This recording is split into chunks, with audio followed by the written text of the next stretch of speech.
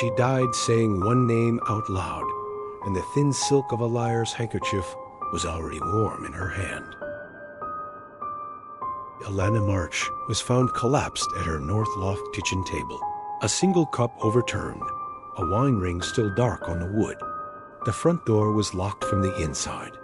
The living room windows were shut, but the back fire escape window stood cracked an inch, its latch smeared with reddish clay.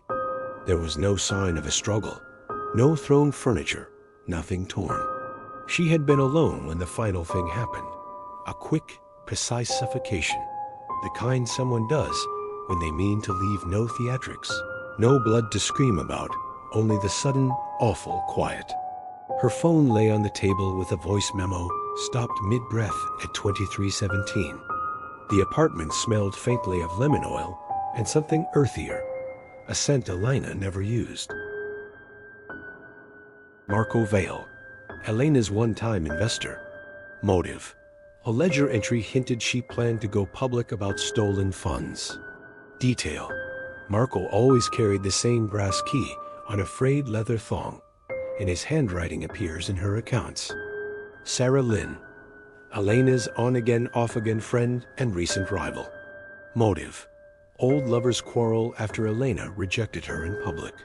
Detail: Sarah wore a silk monogrammed handkerchief and favored a distinct narrowly perfume. Dominic Hearn, a local landscaper who had been lending Elena cash. Motive: a ledger note shows she intended to collect a final humiliating balance. Detail: Dominic worked nights, wore heavy boots, caked with Red River loam, and owned thick utility gloves with a torn strap. At 23:17, Elena's voice memo cuts off as if someone stepped close and said, "Not tonight." Then a heavy tread. The fire escape latch bears a smear of Red River loam, the exact soil used in the allotments near the river market.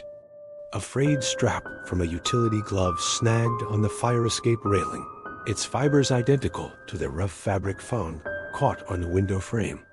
In her private ledger, an entry reads, simply, Dominic $500, collect at 11:02. Hucked beneath her wrist, a neat silk handkerchief monogrammed SL. A delicious, obvious frame meant to point the eye somewhere else. Or not. Tell me who you think did it, and why. Comment your theory now. Subscribe and hit the bell. The full reveal drops in 2 days. Don't miss it.